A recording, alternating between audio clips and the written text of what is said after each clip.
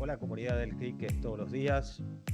Hoy es una jornada distinta en la que quiero empezar por agradecer el auspicio institucional de AMDIA, que es la Asociación de Marketing Directo e Interactivo de Argentina, asociación de la cual tengo el honor de participar y ser parte de su comisión directiva, que acaba de realizar su summit anual de una de sus comisiones de trabajo, que es la de Relaciones Institucionales, de la cual también tengo el honor y orgullo de ser parte, y que, dada la temática que ha elegido abordar, que tiene que ver con cómo resolver la convivencia de las mejores prácticas de la protección de los datos personales con las mejores prácticas del Data Driven Marketing, todo eso puesto en valor en este summit con un elenco, con unos contenidos, un elenco de panelistas y de speakers de primer nivel, tanto local como regional e internacional, y con distintos formatos de ponencias y de paneles que realmente me pareció más que oportuno integrarlo de esta manera como parte del contenido de nuestro CRIC todos los días. Entonces, a partir de este agradecimiento que le hago a mi propia asociación, AMDIA, simplemente quiero contarles por adelantado los espacios de contenido de mucho valor que van a poder disfrutar en esta salida y en una segunda y última salida dentro de nuestro ciclo digital. En esta primera parte van a conocer a el presidente o la líder de este capítulo, de esta comisión de trabajo, que es mi amiga Mary Tijan, y van a poder disfrutar en un primer tramo los primeros contenidos. El primero, sobre recomendaciones para la implementación de normas de protección de datos personales, a cargo de Enrique Pugliano, Legal Director en Equifax, siendo presentados por la señora Carla Barbosa, asesora en relaciones gubernamentales también en Equifax. También un segundo espacio sobre interacción de marketing con compliance y los datos personales dentro de una organización, en este caso en un formato panel, con la presencia de Gustavo Regner, integrante del Comité de Excelencia Académica del programa SEC de la AAC y director de Riesgos y Compliance de Mercado Libre, junto con Agustín Allende, codirector de la Comisión de Data Privacy y Ética de la Asociación Argentina de Ética y Compliance y socio de Crearis Latam. Moderado por la doctora Laura Lavia, vicepresidente, directora de las comisiones de la Asociación Argentina de Ética y Compliance y socio directora de Embrain Business and Law. Además de un tercer encuentro y último para esta primera parte, que me tocó a mí moderar y que me enriqueció muchísimo y cuyo tema es cómo gestionar compliance y marketing como un equipo, partiendo de un caso muy concreto, una compañía de primerísimo nivel, que es la compañía Whirlpool, y cuyos panelistas son José Carvalho, líder de legales LAR South en Whirlpool Corporation, y Marcelo Rivas, Country Business Manager LAR South en Whirlpool Corporation, por supuesto. Bueno, hasta aquí la primera parte, los dejo para que la disfruten y los espero para disfrutar la segunda parte también. Gracias. Bienvenidos a todos los interesados en la privacidad y la protección de los datos en marketing. AMDIA nació en 1987 y desde ese momento ha liderado el uso ético y correcto de los datos, porque de eso nuestra clase de marketing se alimenta. Fue presente en la sanción y la reglamentación de nuestra ley 25326, mal dicho, a veces abierta, en realidad es la ley de protección de datos personales, y desde el crecimiento vertiginoso del el uso de datos para marketing en el ámbito digital, que nos da tantas posibilidades, ese tema se toma todavía más importancia que nunca. Entonces, hoy vamos a hablar un poco, tenemos 5 paneles. El primero va a ser una introducción básico a cuáles son los temas candentes en el día de hoy. El segundo va a hablar sobre cómo gestionar la compliance, cumplimiento de las normas entre el departamento que está a cargo de compliance o cumplimiento y los que usan los datos en la organización. Otro panel con usuarios, un compliance officer y un marketingero que nos van a decir cómo ellos lo articulan en sus organizaciones. Después yo voy a liderar un panel con expertos internacionales sobre los principios globales de la privacidad en el marketing y vamos a cerrar con una presentación sobre accountability, cómo rendimos cuentas sobre lo bueno que estamos haciendo en cuanto a la protección de los datos y la privacidad de los consumidores. Entonces vamos a empezar con el primer panel. Me da gusto presentar a un miembro de la Comisión de Relaciones Institucionales de AMDIA, Carla Barbosa, de la empresa Equifax, es asesora en relaciones gubernamentales. Ella está basada del otro lado del estuario, está en Montevideo, tiene algunas responsabilidades regionales. Y Carla te va a presentar nuestro primer panel y nuestro primer panelista. Bienvenido, Carla, y adelante. Después, Carla, moderador, va a presentar el panel siguiente, así que yo no tengo que estar interrumpiendo cada 2 por 3. Adelante, Carla, buen día. Y bueno, yendo al tema directo que nos convoca, las recomendaciones para la implementación de normas de protección de datos personales, vamos a ver que Enrique nos va a estar introduciendo a un tema que seguramente a muchos de nosotros más de una vez nos puso en esta particular situación de esa tensión entre las ganas de innovar y el deber de cumplir, ya sea con normativas locales o también con políticas internas de una compañía. Adelante, Enrique. Muchas gracias, Carla, y muchas gracias también a AmCham por permitirme hablar un poco sobre este tema tan candente. Como decía Carla anteriormente, y lo habíamos charlado, también lo venimos hablando en el ámbito de AMDIA, es increíble cómo de un día para el otro, a partir de la pandemia global, tuvimos que mudarnos todos a la virtualidad, y cómo eso también tuvo un impacto grande en lo que fue la protección de datos personales, ¿no? No es que empresas privadas, empresas públicas, chicos, todos pasamos a la virtualidad. Entonces, ¿cómo hacer para ser eficientes desde la virtualidad y, por otro lado, cumplir con los principios protectores de la protección de datos personales, valga la redundancia? En ese caso, yo voy a hablar sobre 2 puntos que entiendo que son de aplicación, que fueron de aplicación a partir de 2020 y que van a ser de aplicación de aquí en adelante. El primero de ellos es la conveniencia y la necesidad, diría yo, de nombrar un delegado de protección de datos personales, y después vamos a hablar de los principios de protección de datos por diseño y por defecto. Con respecto a al nombramiento de un DPO, de un delegado de protección de datos personales, esto aún no es derecho positivo en Argentina. Si bien hubo proyectos de ley en los cuales se establecía la obligatoriedad de contar con un delegado de protección de datos, ninguno de estos proyectos fue aprobado, y bueno, hay proyectos en el Congreso que lo establecen, pero siguiendo la normativa, la GDPR en Europa, y esta normativa también en los países vecinos. Nos pasa en Uruguay, nos pasa en Paraguay, nos pasa en otros países de América Latina que siguen también la GDPR. Ya es una obligación contar con un DPO.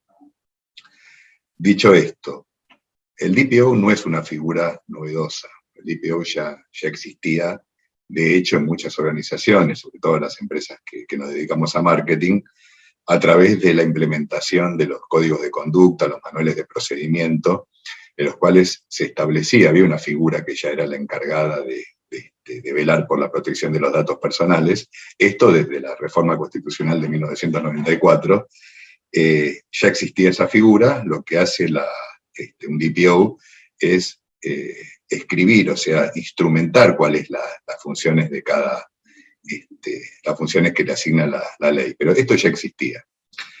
Entonces, una vez que se nombra un DPO, ¿para qué se nombraría un DPO? Se nombra un DPO justamente para facilitar el cumplimiento de las obligaciones de protección de datos personales. ¿Y por qué esto es importante? Justamente lo que se pretende con el nombramiento del DPO es que haya como un intermediario entre las diferentes áreas dentro de una organización, después entre la organización y los reguladores, y después en ese círculo virtuoso, comenzando por las áreas de una empresa, después yendo a los reguladores, también que haya un contacto con el titular del dato. Entonces, la función primordial del DPO justamente es facilitar el cumplimiento de los derechos y obligaciones de la ley. En síntesis, es quien articula las distintas fuerzas dentro de este círculo, sirve también como para que, como su función primordial vendría a ser informar y asesorar sobre las obligaciones emanadas de la ley, ya sea como encargado de tratamiento o como responsable de tratamiento, pero en ambos casos tratando de lograr participar desde la génesis de cada negocio, y que no sea un mero oficial de cumplimiento, sino que sea un aliado del negocio. Esto es importante, porque si bien una de las funciones de un DPO es procurar el cumplimiento de la ley, no es menos importante que quien sigue siendo responsable por el cumplimiento de la ley es la organización. Entonces, el DPO es el intermediario, es el facilitador, pero al final del día la responsabilidad recae sobre la empresa, sobre el encargado o el responsable de tratamiento. Entonces, contar con esta figura va a hacer que se promuevan negocios que sean seguros, que se permitan los negocios. El DPO, como lo dije anteriormente, tendría que ser un aliado y tendría que estar desde la génesis del dato, de la obtención del dato, hasta su destrucción definitiva. No tiene que ser un aprobador, tiene que ser un aliado, tiene que ser independiente también en su función, no tiene que recibir instrucciones en cuanto a cómo investigar, qué investigar, cómo interpretar una norma, si hay un problema, entonces si se debe comunicar o no a la autoridad de Contralor. En esto lo que se exige es que esta figura, que este DPO sea independiente, que sea funcional a la compañía, pero que sea independiente en su análisis, en su trabajo. Una de las cosas también que yo creo que es importante resaltar es que lo que tiene que hacer el DPO es socializar las normas de protección de datos dentro de las organizaciones, ¿no? Para que esto forme parte, la protección de datos personales forme parte del ADN de las organizaciones. Asesoramiento, que haya asesoramiento esto lo vamos a hablar después, ¿no? Pero en cada producto que se lance, o mismo también que haya revisiones de los productos o de los servicios que cada empresa presta, para que se asegure, de cierto modo, que se está cumpliendo con la normativa de protección de datos personales, ¿no? Entonces, dicho esto, voy a pasar al próximo tema, que también es bastante importante, que es la protección de datos del diseño y por defecto. Este es otro tema que tampoco está establecido, hoy en día tampoco es derecho positivo en la regulación argentina, pero que siguiendo la tendencia internacional seguramente lo vaya a hacer. De hecho, los proyectos de ley, hay proyectos de ley que son bastante comprensivos en este tema, y yo entiendo que, si bien no figura expresamente la protección de datos desde el diseño como norma vinculante de protección de datos personales, yo creo que ya es derecho positivo a través de la sanción o de la aprobación del convenio 108 de Estrasburgo y del convenio 108 más, en los cuales, si bien se establece en forma genérica, está la obligación de los responsables encargados del tratamiento de evaluar justamente las operaciones de tratamiento de datos personales para evitar intromisiones dentro de las libertades fundamentales de los titulares del dato. Entonces, ya esto es derecho positivo, ya esto es algo que las empresas, que nos dedicamos a marketing, tenemos que cumplir y estamos cumpliendo, vinculado con la figura del DPO, o es el DPO el encargado de instrumentar esto como para que se cumpla, pero las organizaciones ya tienen su responsabilidad de cuando se desarrolla un nuevo servicio, un nuevo producto, tiene que evaluarse bien cuál es la necesidad y la proporcionalidad que involucre el tratamiento de los datos personales, y después justamente también, una vez que está identificada cuál es la necesidad y que está identificado también cómo es el tratamiento de los datos personales o qué datos personales están involucrados, por cuánto tiempo, quiénes son los escenarios, una vez que está hecho eso, lo que tiene que hacerse es determinarse el riesgo en caso de que haya un incidente de seguridad, o mismo sin existir un incidente de seguridad, cuál es el riesgo de manipulación de esos datos. Entonces, por un lado tenemos qué datos hay, por otro lado tenemos cuáles son los riesgos en el caso de que estos datos sean comprometidos, y ahí lo que tenemos que hacer es identificar cuáles son las medidas para evitar el riesgo, si es posible evitarlo, y si no es posible evitarlo, entonces para atenuar. Dicho esto, las medidas, justamente las medidas o las garantías para evitar los riesgos inherentes al tratamiento de protección de datos, esto se soluciona a través de políticas, ¿no? Esto son la instrumentación de políticas, es importante que esté todo instrumentado, que esté todo bien por escrito, y que cada persona, cada participante que tenga una intervención en el tratamiento de los datos, tenga bien delimitado cuál es su función, ¿no es cierto? Entonces, en primer lugar, lo que se hace es, se adoptan los procesos internos. Los procesos internos que ya también, como en el caso del delegado de protección de datos, ya también existían en su momento a través de los manuales de proceso, los manuales de cumplimiento, los manuales de conducta. Acá lo que tiene que hacerse es delimitarse claramente cuáles son las operaciones que deben cumplirse para el tratamiento de datos personales. Y después tiene que haber establecerse también cuáles son los mecanismos para que el titular del dato pueda cumplir sus derechos. Hoy en día sus derechos de acceso, su derecho de rectificación, su derecho de supresión, o someter a confidencialidad algún dato. El día de mañana, cuando alguno de los proyectos de ley que siguen la GDPR va a ser el derecho de portabilidad de los datos, el derecho de oposición, estos van a ser derechos fundamentales en todos los procesos que se establezcan, tienen que determinar de modo claro y preciso el cumplimiento de estos derechos y obligaciones. Por otro lado, también tienen que organizarse auditorías, tienen que organizarse supervisiones para lo que es el cumplimiento de los derechos y garantías de la ley. Está muy bien que esté por escrito, ¿no? Que estén por escrito cuáles son cuáles son las funciones de cada engranaje, de la gran herramienta que vendría a ser el tratamiento de protección de datos personales.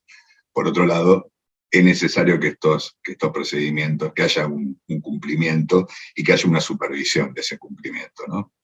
Entonces, esto más que nada, lo que se pretende con esto es garantizar la confidencialidad, la integridad de los datos, la seguridad y la confidencialidad, ¿no?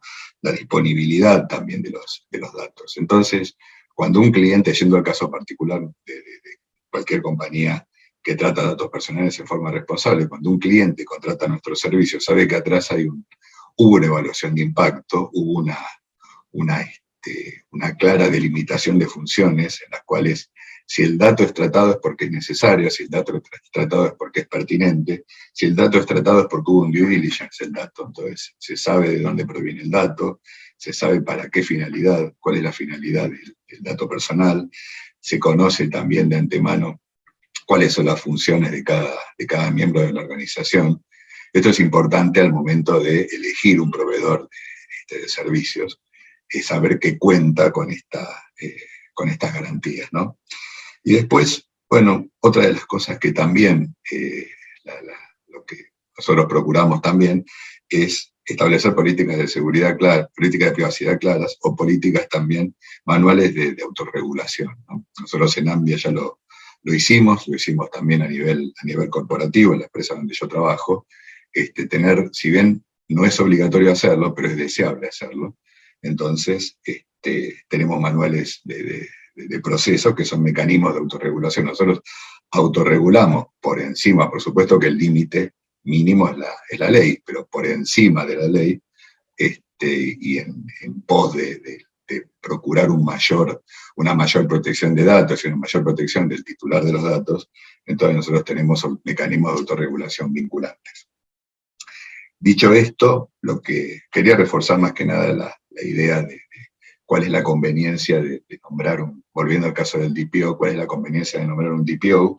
Un DPO no es que encarece en sobremedida los costos de una organización. De hecho, no se exige que el DPO tenga una función exclusiva para que se dedique únicamente a eso, sino que puede desempeñar otras funciones, siempre y cuando guarde la independencia que se requiere, ¿no? Que no recibe instrucciones de parte de la alta gerencia, sino que reporta a la alta gerencia, pero que no recibe instrucciones. Y puede ser un empleado bajo relación de dependencia, puede ser también una persona encargada bajo un contrato de locación de servicios, y también puede ser un DPO para varias organizaciones, no necesariamente cada organización, cada empresa tiene que contar con un DPO, sino que si forma parte de un gran grupo, siempre y cuando conozca el negocio, que tenga participación activa dentro del negocio de cada empresa del grupo, entonces esto lo puede ser DPO de varias organizaciones. Dicho esto,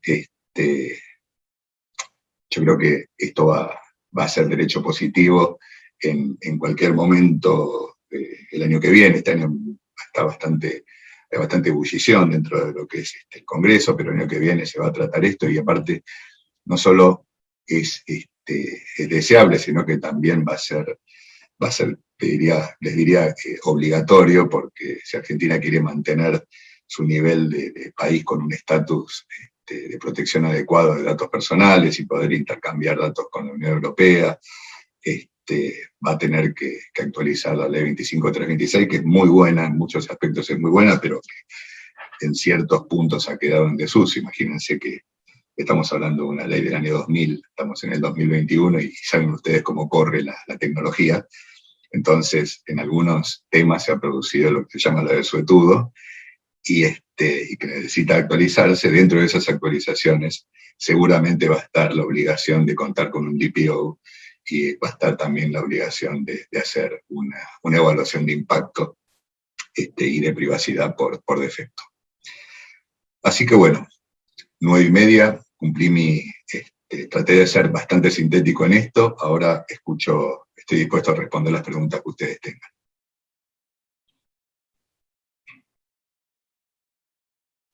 Muy bien, Enrique, muchas gracias por compartir tu experiencia y conocimientos. Estoy mirando acá en el chat, hay una pregunta sobre, que creo que en definitiva ya la respondiste, sobre si pueden recaer las funciones del Compliance Officer en una misma persona, y si es conveniente. Creo que si querés explayarte un poquito más en eso, pero creo que tocaste el tema en tu ponencia. Perfecto. Sí, es una pregunta que se viene haciendo, porque si no hay que contratar a una persona especialmente para esto, y esto encarece. Imagínense en el caso de una pyme también, ¿no? Porque una empresa que trata datos a gran escala, como podría ser Equifax, es lógico que lo tenga, ¿no? Si es una empresa que trata datos sensibles como un hospital, es lógico que también lo tenga, un DPO, y que tenga una función bien clara y delimitada. En el caso de o siendo una repartición estatal, con la masividad de los datos que procesa, está bien que exista. Por otro lado, en el caso de una pyme, de una empresa que no es el core tratar datos personales, entonces esto puede formar parte de las funciones dentro de la gerencia de legales, como en nuestro caso. Yo soy el DPO de Equifax Argentina, siendo el director legal, y no necesariamente tiene que ser una función independiente. Y otra de las cosas también que es bueno, porque es deseable, desde el momento que al ser funcionario de una organización se conoce muy bien en detalle cuál es la actividad de la empresa, se conoce bien en detalle cuáles son los clientes.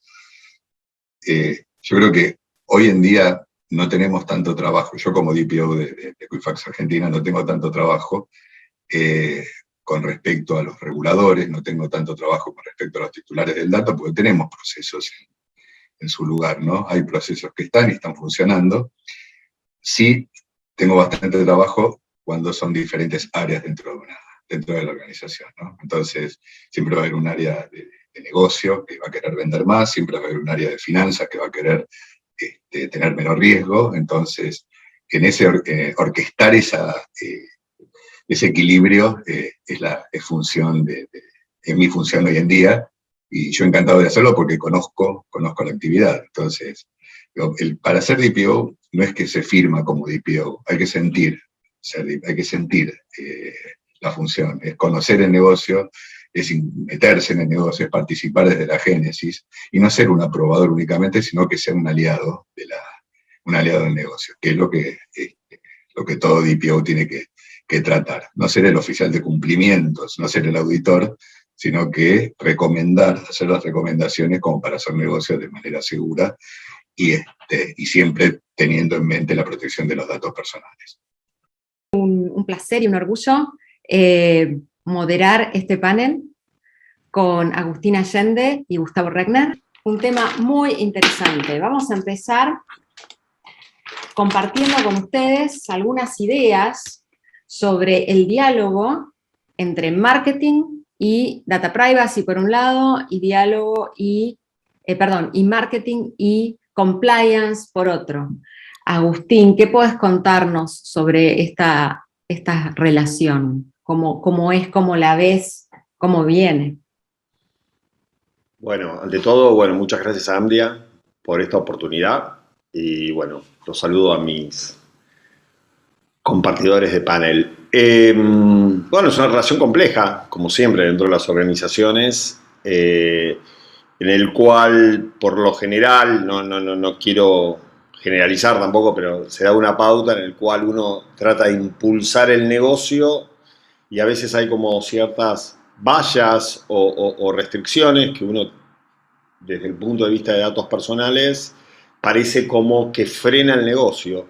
Y es esa puja continua que se da, y depende también de los momentos en que nos toque trabajar.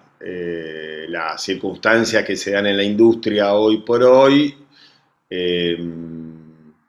hacen que sea muy importante tener una visión integral sobre los datos personales, sobre el ciclo de vida de datos dentro de la organización. Nuevas figuras, ya se empieza a hablar como inventario de datos, el chequeo, la auditoría del dato, de los procesos de los datos, de la calidad del dato, estas figuras de la privacidad por diseño, privacidad por defecto, que si bien son figuras foráneas o creo que son mandatorias prácticamente, por más que no lo exija el régimen jurídico argentino, que está bastante capaz, con una necesidad de ayornamiento, más con el carácter de legislación adecuada para la transferencia internacional de datos bajo el Reglamento General Europeo, lo que es una realidad que si uno juega en unas ligas más o menos grandes, como se da en esta industria del marketing, indefectiblemente tiene que establecer un piso, y ese piso es bastante alto, y por lo general es un estándar que está reconocido a nivel mundial prácticamente, que es el Reglamento General Europeo. Mal que nos pese, pero digamos hoy Brasil, China dictaron o sancionaron leyes que siguen esa dinámica. Entonces, más o menos, me parece que el Reglamento General Europeo es una buena pauta para seguir desde el punto de datos personales. No sé si con eso más o menos. Pero la convivencia con el marketing es total. Hay un montón de cuestiones que después las vamos a ver, me parece, pero hay situaciones, consentimiento, información, cookies, la base legal del tratamiento, las evaluaciones de impacto. Si hay que hacer evaluaciones, hay nuevo tipo de evaluaciones. El Reglamento General habla de dos conceptos o dos principios: responsabilidad proactiva, que es cumplir y además evidenciar el cumplimiento, es decir, siempre digo lo mismo, juntar los papelitos de que estoy cumpliendo, y además gestionar el riesgo. Y la manera de gestionar el riesgo son con las evaluaciones de impacto que recién comentaba en el panel anterior, y otras evaluaciones que puede ser que ahora surgen nuevas, como por ejemplo de las transferencias internacionales. Hay que hacer como una evaluación si el lugar donde transfiero es adecuado. Y otro tipo de evaluación también es cuando uno utiliza el concepto de interés legítimo como base para procesar datos saltando el consentimiento, y hay que hacer una evaluación como del interés legítimo si verdaderamente existe. Pero esas son tendencias. Y además es un tema... Sin olvidarnos de la inteligencia evolución. artificial, ¿no? Pero bueno. Por supuesto, ni que hablar. Y es un tema en constante evolución, ¿no? Siempre van apareciendo cosas nuevas y como siempre, la regulación va atrás y los hechos van primero y a ver cómo hacemos, ¿no? Sobre la marcha. Gracias, Agustín. Y ahora vamos a Gustavo.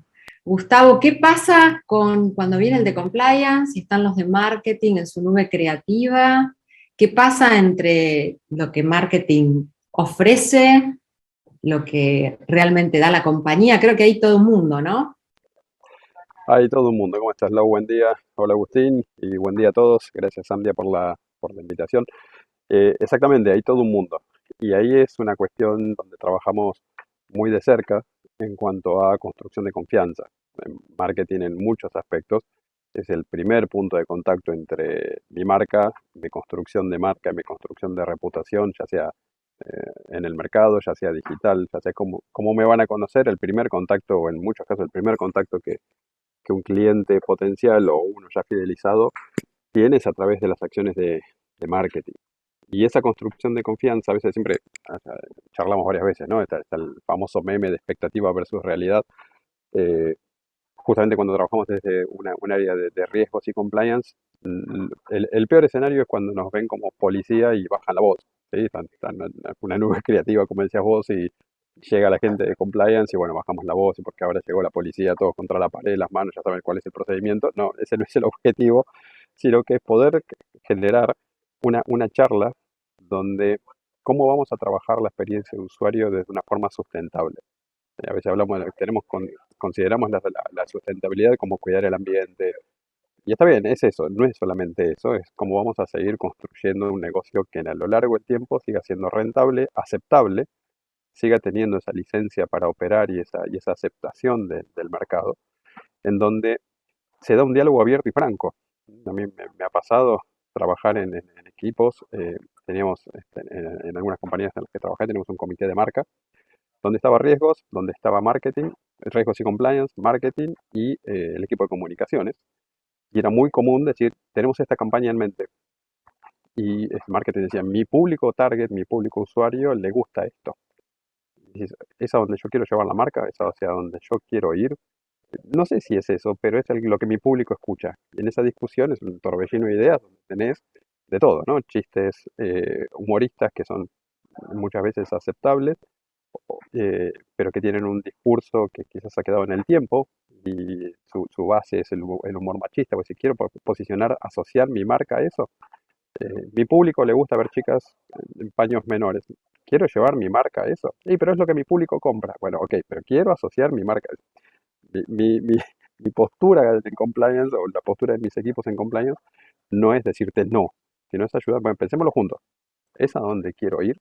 ¿Es a donde quiero estar? Quiero tener ese pico, esa campana de Gauss de decir, ok, tuve impacto, hizo ruido, pero no vendí nada, no posicioné la marca. Es más, me quedé en un nicho hasta retrógrado, dinosaurio, y decir, ok, le estoy hablando solamente a ese grupo fidelizado y no me estoy abriendo. Bueno, esos son los desafíos que hoy estamos trabajando y que hace que un programa de compliance moderno, actualizado, también obviamente incluye el tema de manejo de datos, ¿no? Donde podés trabajar de una forma transparente, íntegra, hoy está muy de moda la palabra accountable, ¿sí? O sea, rindiendo cuentas y siendo responsable con la forma que lo haces, y que te vean y que te vean y que la experiencia de usuario entre lo que, volvemos al inicio, entre la expectativa y la realidad, ese gap sea el más chico posible. Sí, varias cosas, ¿no? Qué interesante. Podríamos estar hablando la hora entera sobre este tema. Que compliance, nosotros siempre decimos que no es lo que no se puede hacer, sino ver cómo hacemos lo que tenemos que hacer, ¿no? Y de la manera correcta. Y qué importante todo el cambio que ha habido en nuestra sociedad y que recién empieza y que tiene que estar receptado no solamente por marketing, sino por todas las áreas y el rol importante de compliance, ¿no? En este aspecto. Muy interesante, Gustavo, gracias. Y Gustavo repitió varias veces una palabra, riesgo. ¿Qué pensás, Agustín, en relación con los riesgos, el marketing, data privacy? ¿Ves nuevos riesgos? ¿Son los riesgos de siempre?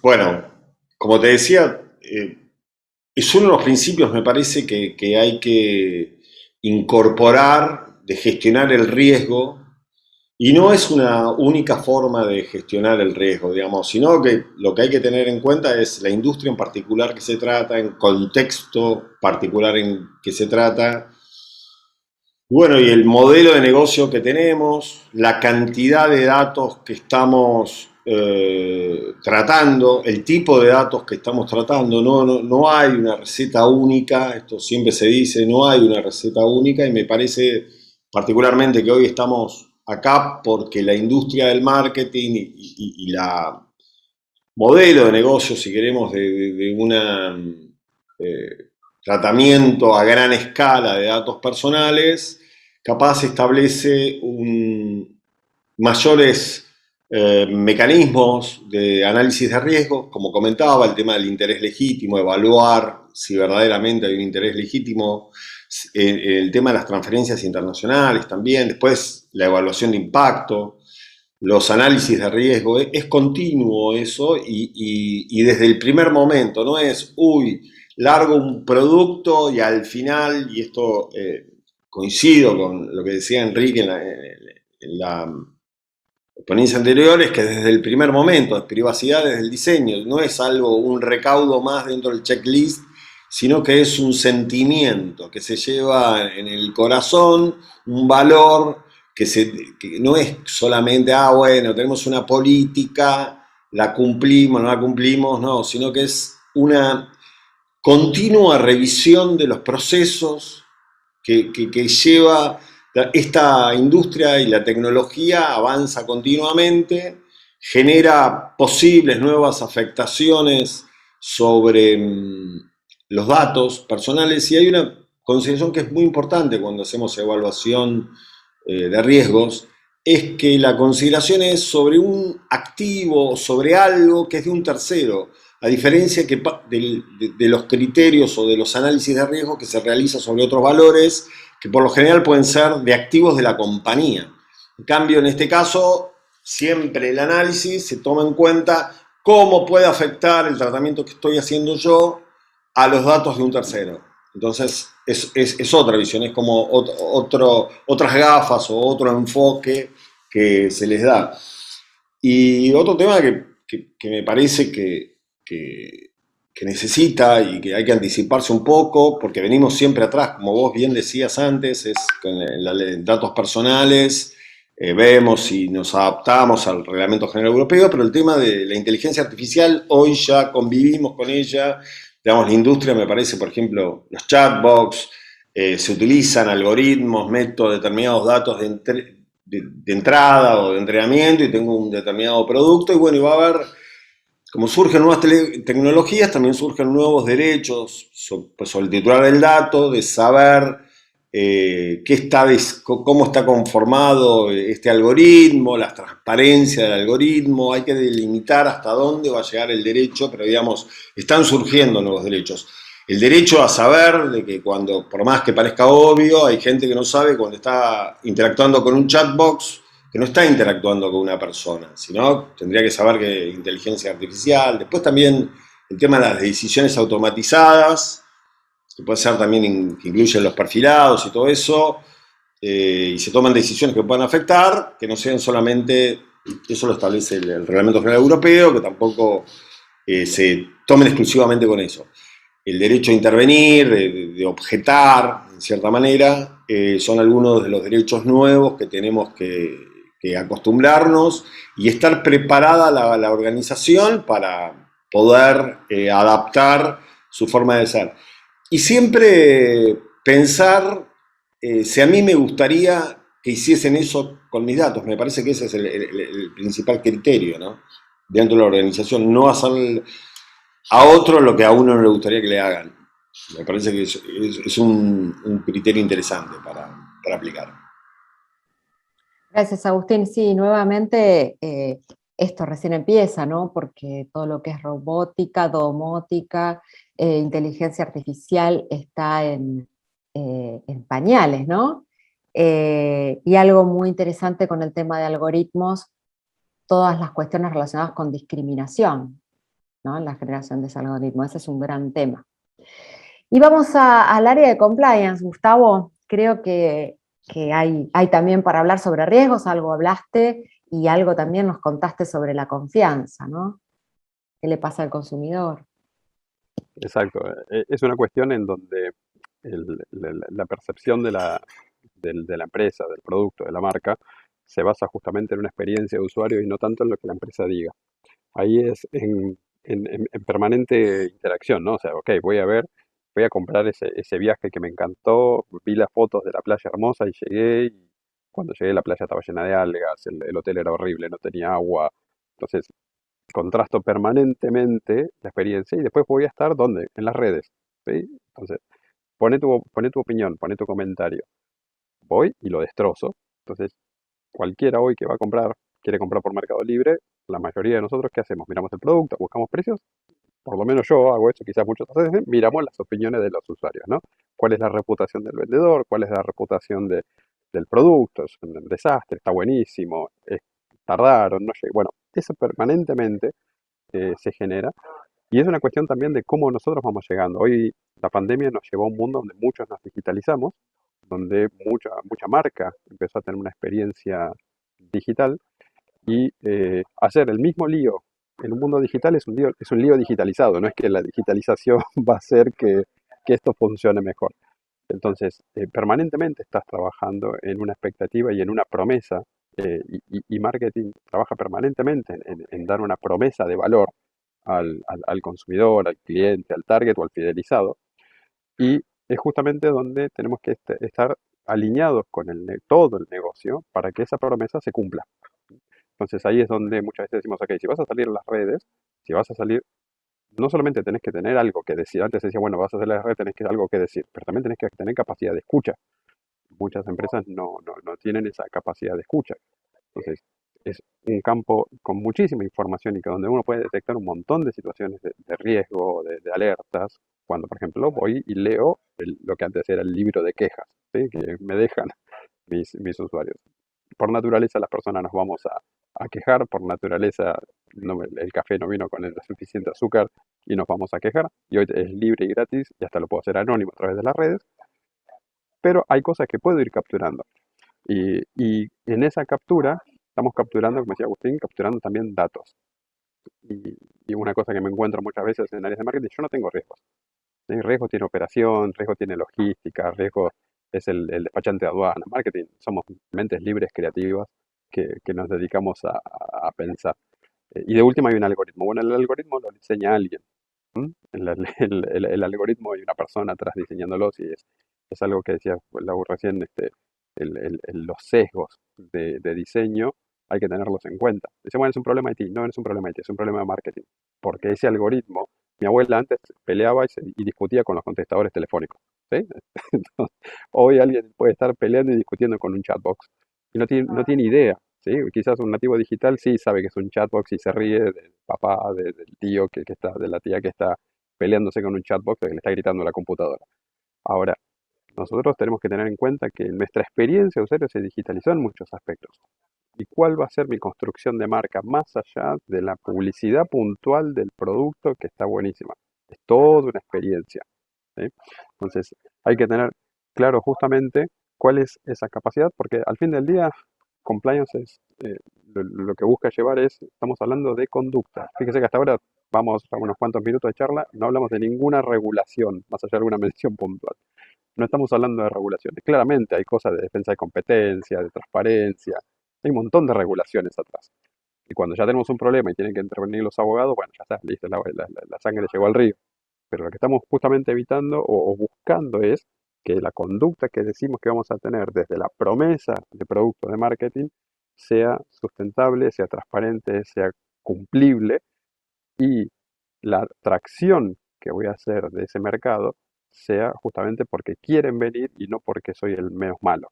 ¿sí? No porque no hay otro, porque soy monopólico, por lo que sea, sino que mi promesa de valor y mi entrega de esa promesa tiene de nuevo, vamos al concepto, ese gap de expectativa es muy chiquito o casi no hay, ¿sí? O superamos las expectativas.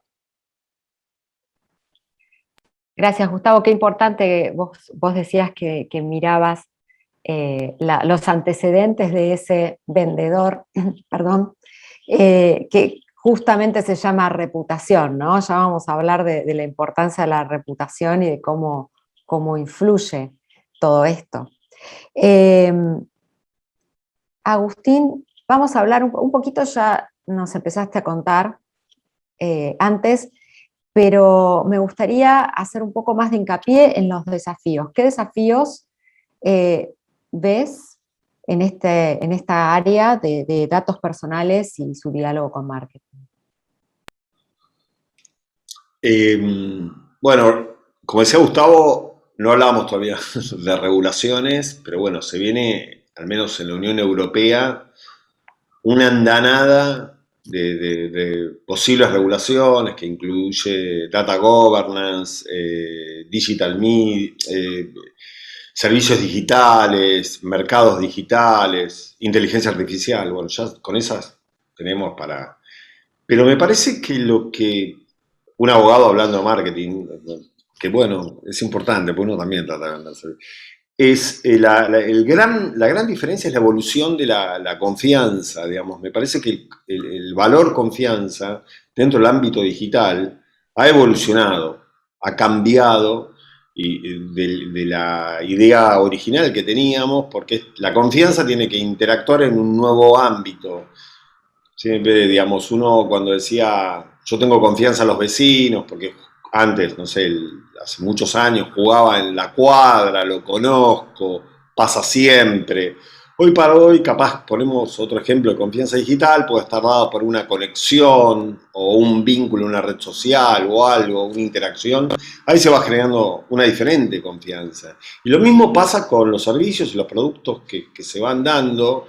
Y me parece que si se empieza a entregar o delegar el control de los datos al usuario y el usuario siente que tiene el control de los datos y él elige y siente que él elige, va a ser capaz, intuyo, o algunos dicen que va a ser como un valor agregado diferencial en el mercado. Y no que me lo imponen, que me cuesta salir, que me cuesta, digamos, o hasta ser engañado con dark patterns que son, digamos, hasta diría maniobras un poco fraudulentas, que yo entro muy fácil en un servicio y para poder salir tengo que, no sé, ir a 50 pantallas o qué sé yo, que de cierta manera es como que me está... Pero me parece que lo que verdaderamente va a diferenciar, y uno lo siente, es no tener esa fatiga de persecución, primero, y segundo, sentir como que uno tiene como una especie de hecho, el Reglamento General Europeo generó algunos derechos nuevos, uno que es interesante es el de la portabilidad, y de hecho hay experiencias en Chile, por ejemplo, en el cual uno tiene la posibilidad de cargar los datos que dio en una valijita e irse a otro proveedor con sus datos, o directamente decirle al proveedor, mira, ¿sabes qué? Pasale todos los datos a Gustavo, porque con vos no quiero saber más nada. Entonces, me parece que hay una tendencia hacia eso, y bueno, no sé, es una opinión, y me parece que es loable y que hace a incrementar esta confianza digital como valor diferencial del mercado. Sí, y refuerza también la cuestión de los datos son míos, ¿no? Muy interesante. Uh-huh. Gustavo, ¿qué pasa entonces en el plano del marketing? ¿Hay cuestiones que se relacionan con la pandemia? ¿Hay cosas que llegaron y se van o cosas que llegaron para quedarse? ¿Cómo ves este panorama desde ese punto de vista? Hay cosas que entiendo que llegaron para quedarse. La digitalización, el mundo, el mundo digital, el e-commerce. No quiero ser autorreferencial a Mercado Libre, pero hemos tenido, por ejemplo, Mercado Libre y todo lo que es las distintas plataformas. Hoy no es la única plataforma de e-commerce. Todas han crecido por lo menos por 3 en un año y medio. Con lo cual, si baja un poco, no creo que baje por 3. Entonces, hay muchas cuestiones donde nos hemos acostumbrado a, ok, hay cosas que voy a ir a ver y que quiero ver, y otras cosas que ya estoy acostumbrado y es más fácil que me lo traigan a casa. En ese contexto es clave tener una construcción de producto y de marca que sea sustentable de punta a punta, ¿sí? Hay marcas que han construido una imagen digital y su servicio después del mundo físico es pésimo. Entonces dejo de comprarte porque me encanta el pantalón que me estás ofreciendo y que lo vi online y que a la modelo le quedaba bárbaro y a la foto que vi del chico me encantó, pero no me lo entregás. O queda en un loop dando vueltas. O entré a tu página, entré a tu perfil, entré a tu tienda virtual y me estás taladrando 4, 5, 6 veces por día con mensajes invasivos, donde me encanta lo que vendés, está a un precio buenísimo, pero por pesado, perdón el eufemismo en francés, por pesado no te compro nada. Entonces, es una cuestión donde uno dice, respetame mi espacio, no te metas en mi casa, no te metas en mi tiempo. eh, y eso también es construcción de marca, eso también es construcción de una mirada responsable, de nuevo, es una conducta, ¿sí? Después tienen que venir las regulaciones que dice, por ejemplo, no querés que te llame, escribite en el registro, no llame. ¿Por qué me tengo que escribir? Que lo tengo que hacer, lamentablemente lo tengo que hacer. ¿Por qué? Porque tengo que poner un límite a esa invasión a mi privacidad, a esa invasión a mi información. Dejaron de llamarme al teléfono fijo y me empiezan a llamar al teléfono móvil. ¿De dónde sacaste mis datos del teléfono móvil? No, de una base que una vez dejaste y ese dato después se vende y dato con dato se paga y hay un tráfico de información. Bueno, pero la información, yo como gente de marketing necesito tener esa información. Bueno, hay formas correctas de obtener información y hay formas, no vamos a decir incorrectas, pero más grises, más borders, ¿sí? Donde cómo estoy obteniendo ese dato, cómo estoy llegando a esa información. Y también, que después quizás hasta no esté en tiempo, cómo estoy olvidando esa información. Y cómo estoy dejando que mi usuario que no le importó, que vino una vez y compró y es un usuario spot, tiene derecho a que yo lo olvide y que yo no esté permanentemente en un loop de algo, una campaña o de email o de llamadas o de perfiles que haga que yo no pueda ejercer mi derecho al olvido. ¿Sí? Perfecto, Gustavo, gracias. Tenemos unos minutitos más, tenemos una pregunta que vamos a contestar, pero antes la última reflexión sobre un tema esencial, el tema de la ética. ¿Qué opinas, Agustín? ¿Qué pasa con la confianza digital?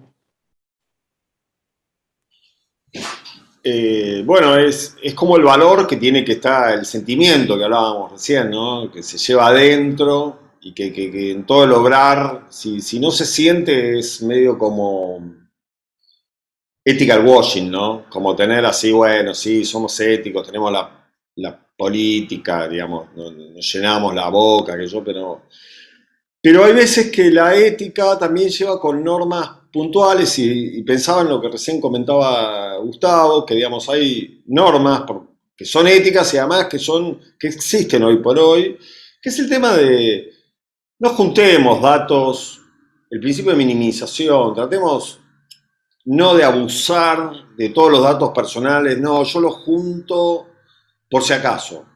Digamos, porque los datos pueden servir y en algún momento pueden llegar a servir, entonces junto, y los tengo para cualquier finalidad. Y no se pueden recabar los datos para cualquier finalidad, sino que son para una finalidad establecida y el tratamiento que tiene que ser tiene que respetar eso. Eso me parece que es el principio madre, ético, jurídico, de todo punto de vista. Y también informar debidamente. Es bastante cuestionable. Yo en esto voy a hacer un poco de ruido, pero digamos, hay dos conceptos. Hoy hablamos todos del Big Data y todo eso. Primero, la finalidad, en muchos casos, bajo este fenómeno, no está dada por una finalidad de hoy por hoy, sino una futura finalidad que puede llegar a surgir y yo tengo ahí los datos almacenados y bueno, los saco cuando los necesite. Pero eso no se puede hacer, supuestamente, de lo que dice. Eso por un lado.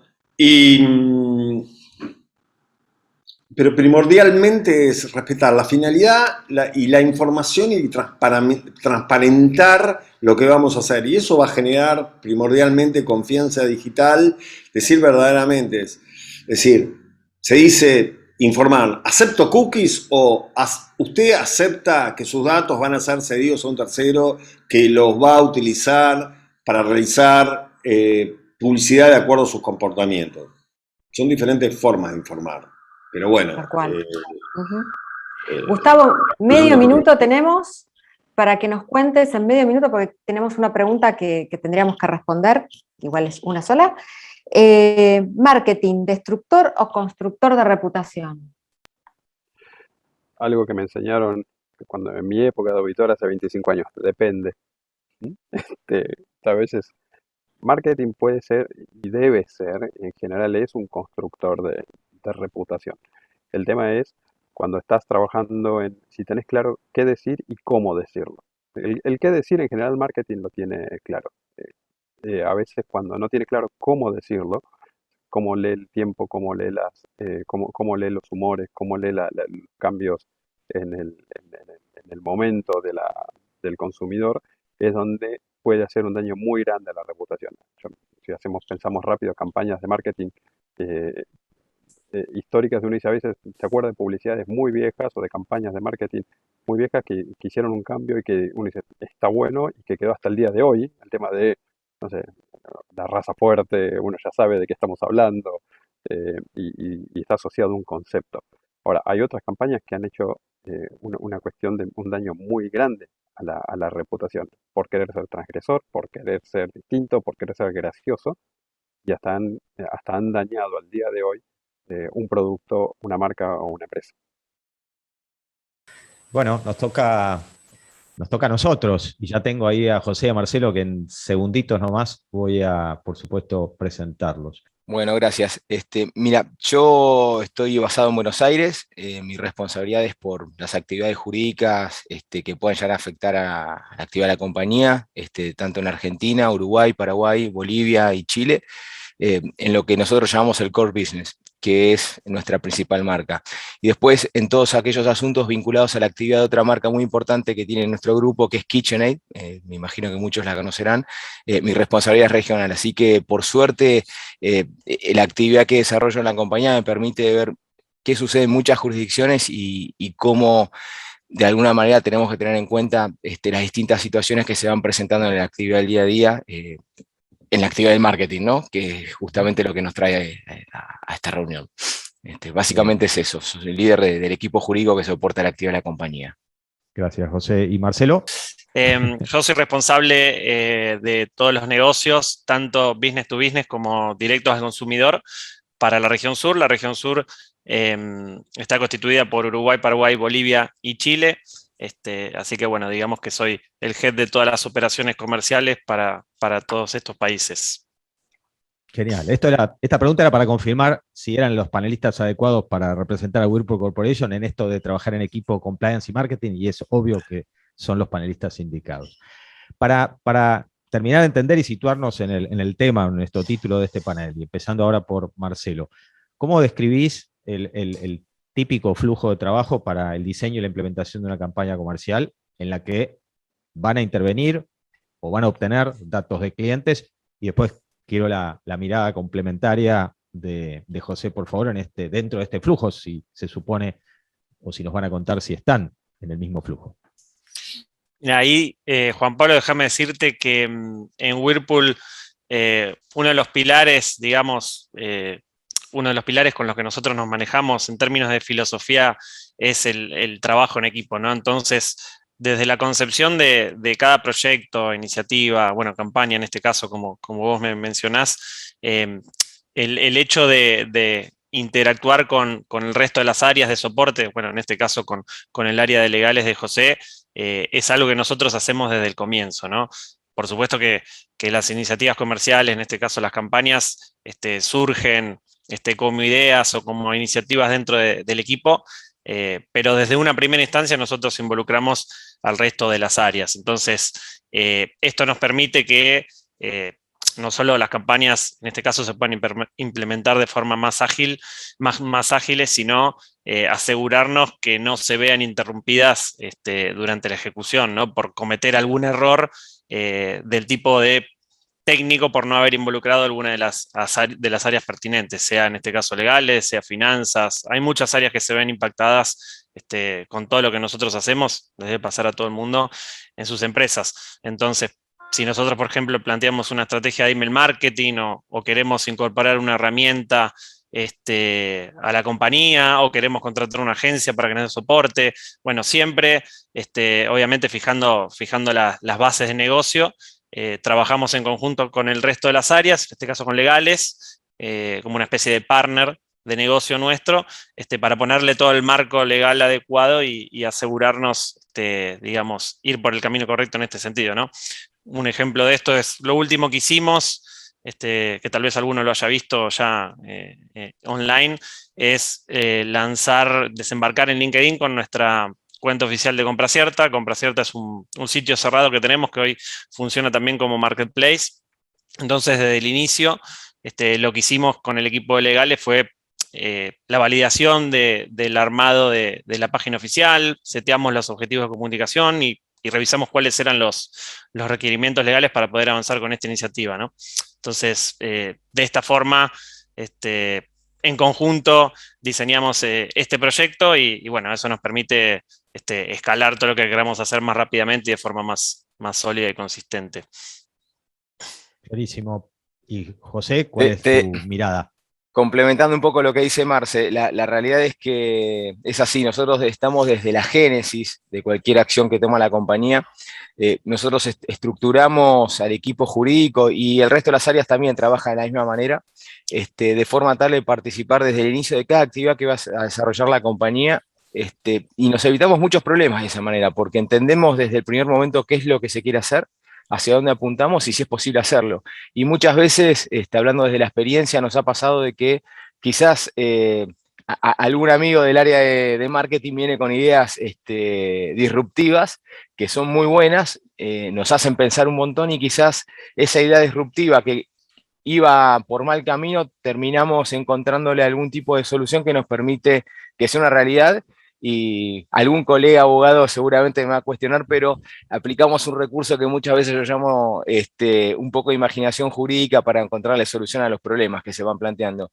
Y de esa manera logramos encontrarle viabilidad a cuestiones que a veces ponen en riesgo el cumplimiento de algún tipo de normativa o reglamentación que puede llegar a delimitar o restringir la actividad que se quiere llevar adelante, ¿no? Por eso, si hay una recomendación que puedo darle a quienes están presentes hoy, es que traten de que todas las áreas que puedan llegar a estar involucradas en la actividad que se va a desarrollar o que se va a lanzar, estén involucradas desde el minuto uno. Eso es clave para evitar retrocesos, pérdidas de tiempo y muchas veces pérdidas de recursos, ¿no? Es fundamental. Y algo más que nosotros desde el área jurídica o legales que hacemos siempre es ponerle mucho foco al training. Training interno es clave, o sea, es parte de la actividad de compliance, ¿no? Nosotros a través de eso logramos que todos los equipos de la compañía de alguna manera tengan un mínimo conocimiento que les permita detectar cuándo hace falta la ayuda de otra área de servicio, de colaboración de la compañía para poder llegar a buen puerto con cualquier actividad que se quiera llevar adelante. Por eso, si hay una recomendación que te puedo dar y le puedo dar a los que están presentes, es que traten de tener buenos programas de entrenamiento interno para poder hacer que todos se puedan ayudar, como bien decía Marce, trabajando en equipo, ¿no? Totalmente, y probablemente en esta temática incluso hasta por estandarizar lenguaje, ¿no? Ustedes en lo que van contando y en relación tanto de la mirada completa desde la mirada de marketing, hay vocabulario, hay terminología y eso seguramente tiene que ser parte del entrenamiento para entenderse mejor. Ahora, este flujo que comentan y que nos dan testimonio, que evidentemente parece funcionar muy bien, lo llevo a preguntas bien concretas de problemáticas vinculadas a cómo tratan su base de datos, cuál es la parte formal de la declaración de base de datos, quién y cómo la desarrolla, cómo se han distribuido estos procesos y quién hace qué. Y que empiece el que más hace. Bueno, esta vez me tocó un poco a mí. Básicamente, lo primero que hacemos es entender qué bases de datos tiene la compañía, básicamente, ¿no? A partir de ello, y si vamos al ejemplo de Argentina, si la base de datos está en Argentina, bueno, por lo menos cumplir con el mínimo legal, que es informar respecto a nuestras bases, registrarlas y tener control sobre el uso de las mismas. ¿Cómo tenemos control sobre el uso de las mismas? De vuelta, vuelvo y soy recurrente con el tema de entrenamiento. Las distintas áreas que tienen acceso a la gestión de las bases tienen que tener muy claro que no se trata de datos de la compañía, sino que se trata de datos de terceros. Entonces, ese es el primer punto de partida. A partir de ello, obviamente tenemos un control estricto sobre las bases, sabemos para qué las vamos a desarrollar, para qué las vamos a usar, y el uso y destino de las mismas se encuentra limitado a ello. No es un, digamos, no tenemos una gestión libre y que cualquier área de la compañía puede acceder a esa información y poner la misma como se le ocurra, sino que todo lo contrario, te diría que el uso es restricto y limitado simplemente a la finalidad para la cual la base fue creada. Para nosotros es muy importante ello. Para poder garantizarlo, después tenemos distintas medidas, o sea, tenemos controles de check de compliance interno con los proveedores que tienen acceso a esa información. Nos garantizamos que quienes vayan a disponer nuestras bases para poder dar un servicio a la compañía cumplan con ciertos requisitos mínimos para poder garantizar que los datos van a ser administrados y gestionados como corresponde. Cuando tenemos, y que es muy normal que hoy suceda, envío de información a otras jurisdicciones, nos garantizamos que obviamente esas jurisdicciones cumplan con ciertos requisitos mínimos que piden nuestras normas, y cuando es intercambio de información, o sea, intercambiamos bases con nuestras propias compañías alrededor del mundo, otras legal entities que son parte del grupo, algo muy importante que hemos implementado este año son acuerdos intercompany para tener el uso adecuado de los datos que transferimos entre las compañías que hacen al grupo Whirlpool. Eso es clave para, como bien decía un colega, tener los papelitos en orden, ¿no? Si llegamos a tener algún problema, poder tener la documentación adecuada para poder demostrar que nosotros tenemos un uso adecuado y un trato adecuado de los datos de terceros. Eso es clave. Creo que por ahí va la línea de cómo gestionar los datos internamente, ¿no? Pero otra cosa muy importante que nosotros tenemos claro es que hacia adelante tenemos que estar siempre pensando en que esto puede fallar. Entonces, algo que hacemos siempre y donde nos cuestionamos dentro del equipo jurídico y tratamos de trasladar esta preocupación al resto de las áreas de la compañía es cómo reaccionar si tenemos una crisis y hay algún tipo de intervención de terceros no deseados en nuestros datos, ¿no? O por alguna razón algo falla. Bueno, ahí trabajamos también muy cerca con el equipo de IT, ¿sí? Es clave, te diría que el área que usa los datos, jurídico que controla y el equipo de IT que tiene la parte hard, podamos trabajar en conjunto y de vuelta, y soy recurrente, trabajar en equipo para evitar problemas. Recién, José, vos contabas o hiciste mención a externos, a agencias, hiciste al final mención obviamente al equipo o al rol de la tecnología. Ahora, Marcelo, vos tenés, como contaste al inicio, la responsabilidad tanto en el B2B como en el D2C, y el D2C, desde marzo del año pasado, se encontró con una aceleración obviamente implanificada, y no es por hablar de la pandemia, que no es el tema que nos convoca, pero sí entiendo que ese D2C habrá sufrido una enorme aceleración. ¿Cuánto entonces ha influido o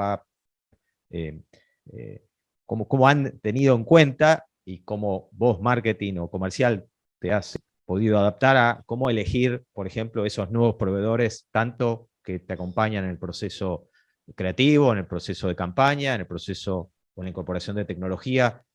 ¿Cómo funcionó y cómo funciona esta mirada o este alcance? Bien, perfecto. Sí, ahí complementando un poco lo que decías, desde 2019 a la actualidad más que triplicamos el volumen de negocio, ¿sí? Así que hoy estamos hablando de que el negocio que tenemos en la torta general de negocio de la compañía tiene una representación más que importante, además de estratégica. Y en línea con esto, independientemente del tamaño que tenga el negocio, nosotros como multinacional y como empresa de procesos y demás, todo lo que ustedes ya conocen, tenemos filtros rigurosos, ¿no? Entonces, a la hora de evaluar, sumar un proveedor o una herramienta tecnológica, ¿no? que obviamente tenga que ver con todo esto que ustedes están conversando con José, tenemos que pasar por diferentes estadios en un proceso formal en donde hay un equipo global de seguridad que evalúa todos los aspectos técnicos, formales, legales y demás. Entonces toda esa información se vuelca en un form, digamos, y bueno, pasa por este filtro del equipo global de seguridad que te comentaba, a efectos de que ellos evalúen y solo después de considerar segura la implementación, sea de una herramienta o la contratación de un proveedor, podemos hacer uso, ¿no? Clarísimo. Y fluye. Entonces, digamos, ¿esto qué implica? Si bien es real que fluye. A eso iba, sí. En un principio tal vez puede ser más engorroso o más lento de implementar, pero bueno, como decía antes también, ¿no? Tomando los recaudos necesarios, lo que nos aseguramos es que luego del Go Live, digamos, esto se transforma en always on, digamos. Podemos trabajar de forma continua sin tener que dar pasos para atrás, retroceder y revisar cuestiones que tal vez nos hubiéramos pasado por alto si no cumpliéramos con los pasos de estos procesos, ¿no? Así que creo que en ese sentido no tiene tanto que ver con el volumen del negocio, sino con los procesos de la compañía que, como decía José, cuida mucho todo este tipo de cuestiones, ¿no? Clarísimo. En el panel anterior se hizo mucha referencia, por supuesto, a la data, se planteó, se quiso dar una mirada desde el individuo y decían algunas frases en el panel anterior referidos a la información soy yo, o los datos soy yo, poniéndose el sombrero de consumidor o de cliente, ¿no? En el caso de Whirlpool, ¿cómo le proponen a sus clientes y consumidores el camino para la desuscripción? Ahí déjame, José, si querés dale, no hay una problema. especie de intro y después si querés complementás. Ahí, JP, lo que te digo es, para nosotros los consumidores es una de las cuestiones más importantes, ¿no? Entonces, en línea con esto, es importante para nosotros contactarnos con aquellos consumidores que tienen interés en recibir nuestras notificaciones, por decirlo de alguna manera. Entonces, en este sentido, las opciones de suscripción, por supuesto que las pueden encontrar en todos los emails o en los sitios mismos, pero bueno, por supuesto también, la realidad es que hoy día pueden haber consumidores que no conozcan que existen estas opciones o que no sepan cómo encontrarlas en los sitios o mismo en los emails. Entonces, esto también es una herencia de la pandemia, lo que voy a decir, pero es una herencia positiva, de las pocas que deben haber. Hoy contamos con un equipo de asesores virtuales, entonces esto significa que vos entrás a cualquiera de nuestros sitios, tenés el chat online.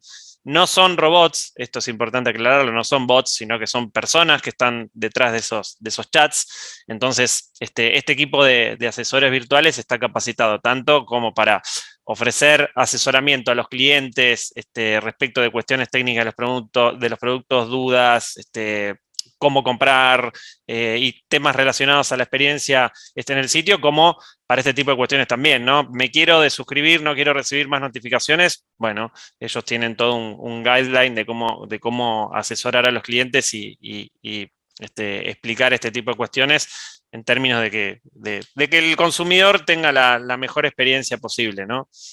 Tanto si tiene interés en nuestras marcas o nuestros productos, como si ya deja de tenerlo y no quiere recibir más notificaciones.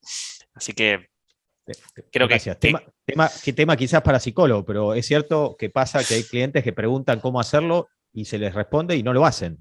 O sea, tiene que ver un poco con esto de sentir que puedo hacerlo, ¿no? Ahí te agrego José? algo. Sí, creo que Marcelo ha sido más que claro, pero hay un punto importante también, complementando lo que él decía. El equipo de personas y no un bot que está por detrás del área de atención al cliente, a su vez se capacita con nosotros, con el equipo jurídico, para poder dar las mejores respuestas. Porque muchas veces ante situaciones que una a veces no se imagina, hay que estar preparado. Entonces, bueno, de alguna manera con el equipo de service, que es como lo llamamos nosotros, que donde está el área de atención al cliente, tenemos capacitaciones periódicas en las que de alguna forma tratamos de dar este tipo de herramientas a las personas que colaboran con nosotros en lo que es la atención al cliente. Eso es muy importante para contener a quien muchas veces se contacta con la compañía porque está viviendo algún tipo de inconveniente. La idea es que la solución sea lo más rápida y amable posible para que nuestro cliente siga siendo nuestro cliente, ¿no? Que es clave para nosotros. La pregunta que el público no la escribe, pero la tiene en la cabeza es, ¿nos recuerdan cuál de los dos es el abogado y cuál es el comercial? Es difícil a Los veces. dos parecen comerciales y los dos parecen abogados. Lo Te cual voy a contar está una muy bueno. cosa. Hace un tiempo atrás, en una reunión que tuvimos con el equipo global jurídico, nos pusimos a conversar con varios de ellos y la crítica que recibíamos algunos del equipo de la región Latinoamérica era que parecíamos hombres de negocios más que abogados, pero hubo que hacer la corrección. O sea, uno puede ser hombre de negocio, pero siempre hay que estar atento a la responsabilidad principal, que es garantizar el cumplimiento de las regulaciones y normas que nos rigen, ¿no? Pero tratamos que así sea. Tiene que ver mucho con el Totalmente. entrenamiento permanente que tenemos. Pero Marcelo Sí. también se lo ve cómodo contando sobre estas reglas, así que evidentemente, nosotros- por más que no se vayan de vacaciones juntos, se están Me soporta alquilando todos los bastante. días, eso es lo que pasa. tenemos buena comunicación, pero independientemente de las relaciones que puedan existir entre las personas, nosotros de comercial siempre lo que hablamos es de contar historias, ¿no? Y las historias no solo se cuentan a los jefes o a la corporación, sino que se cuentan a las áreas que tienen que trabajar con uno en el día a día dándonos soporte, ¿no? Entonces, si una área tiene que darte soporte y conoce un pedacito de la película, y probablemente sea más difícil que se suba más rápidamente al barco y te dé el mejor soporte que te puede dar. Entonces, nosotros, esto remito a lo que te decía al principio, ¿no? Filosofía de puertas abiertas, de trabajo en equipo, significa eso, ¿no? Contar la película, que todo el mundo sepa lo que queremos hacer, y que se suba al barco, ¿no? Entonces, en este sentido, creo que hoy todos manejamos prácticamente la misma información. Entonces, eso, bueno, hace que las cosas fluyan mejor. Igual, para considerarme abogado, creo que me faltan años luz, pero bueno.